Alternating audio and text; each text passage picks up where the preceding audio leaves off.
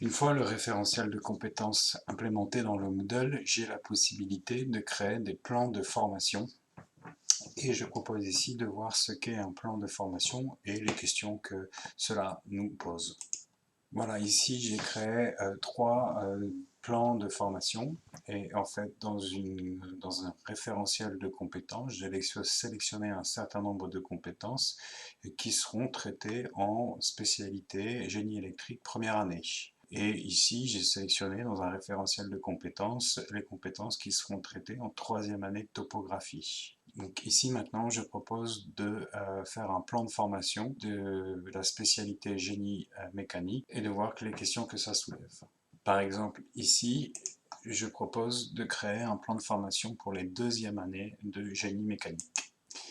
Je vais donc ajouter les compétences qui devront être acquises en deuxième année de génie mécanique. Je vais sur le référentiel de compétences et en deuxième année seront traitées la compétence suivante,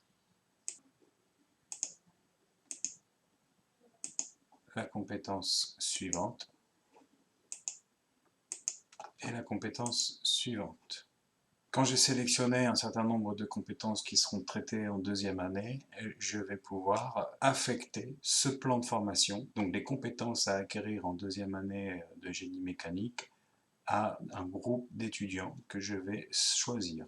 Ici, je retrouve le plan de formation donc de toutes les compétences que j'ai sélectionnées et qui seront étudiées ou qui seront soumises aux apprentissages en deuxième année. Et donc maintenant, je vais affecter à ce plan de formation des étudiants ou des apprenants. Mais ça peut être aussi une cohorte. Ici, je vais sélectionner par exemple la cohorte des deuxième années de génie mécanique. J'ai donc associé à ce plan de formation la cohorte des GM2. Ici, je vois que mon plan de formation sera donc suivi par 30 étudiants.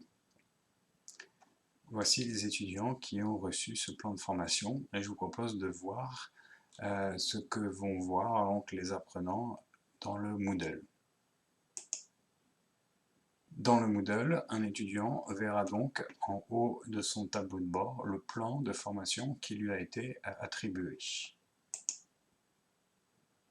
Voici les quelques compétences que j'ai sélectionnées et qu'il devra donc suivre et valider à la fin de sa deuxième année.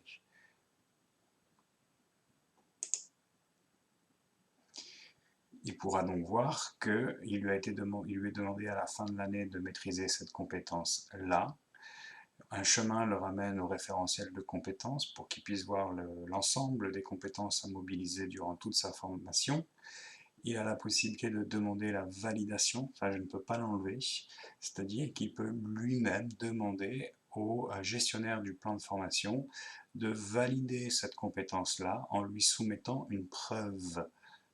Il voit que cette compétence n'est pas acquise et il voit que l'évaluation n'est pas encore proposée dans un cours.